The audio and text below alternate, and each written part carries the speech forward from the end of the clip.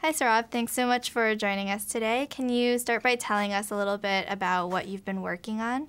Sure. I'm a senior in the Vagelos Life Sciences and Management program here at Penn, and that means I study biology and crisis management. And I've been involved in crises my entire life, since high school, good 5, 6, 7 years ago. I joined my local fire department, and I've been working in fire and EMS, that's emergency medical services, as an EMT for the past 6 years. And that really led to an interest in researching crises. You know, what do people do in a disaster? What do people do when there's a lot of resource constraint?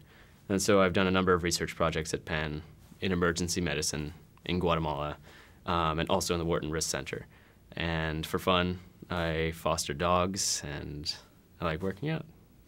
So you mentioned your research in Guatemala, and I think it's amazing that you got to do such an in-depth research project in college. Can you tell us a bit more about your project and what impact you had? Sure. Well, unlike places like Philadelphia, many places don't have hospitals within walking distance or even car drives. And so the question of how do people access healthcare is a big one. And so one component in that is transportation. How do people get to the hospital? And so my project was looking at an ambulance system, and by ambulance system I mean one ambulance, in a very small rural area in Guatemala. And I was looking at how to measure how much people should be paying for the service in order to get to the hospital. And that involved me going door to door and asking people a whole list of questions with a survey and trying to figure out what their preferences were and what they thought about payment. And in the process, I produced a number of papers, which I hope to get published and may help the government of Guatemala's Ministry of Health in figuring out how to better allocate resources. Okay. So healthcare is a huge topic today, and as a student studying both business and medicine, what do you see as the intersection between these two fields, and how are they related? Sure. Well, I don't think they're related at all. One thing that people forget is that business is a tool.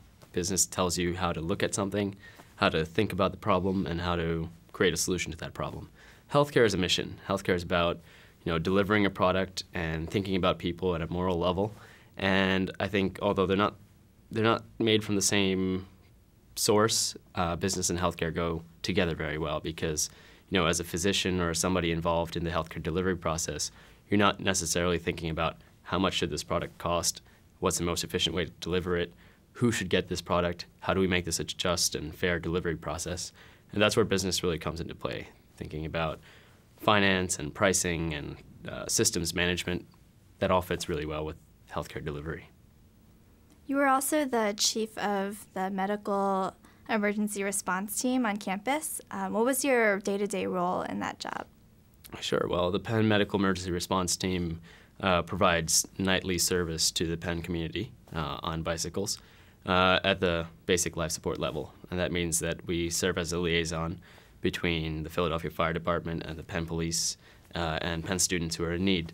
And so as chief, it was my responsibility to both manage the organization. That meant maintaining our training levels, getting resources for the organization, and communicating with people in the city and in the university. But more than that, I was also responsible for helping develop our medical protocols and figuring out how to develop mass casualty response plans for the university. Now, I'm sure you've encountered a lot of tough situations working in crisis response. You've been out there saving lives, making really tough decisions on a day-to-day basis.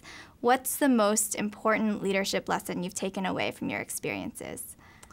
Well, one of the things about working in a crisis setting is that you have a mission-critical team. And that means you're working in a group because one person can't achieve the mission on their own. And as part of that, you have to recognize that everybody on the team is just as intimidated and scared of the situation as yourself. But the way you can come out on top is if you're able to check your own fears, take a step back, and think clearly about the situation, because really thinking clearly and having that clarity and knowledge and quality assurance during a response to an emergency is really what brings out the success in the team. So you've done a lot of amazing things over the past 4 years. What's next after college?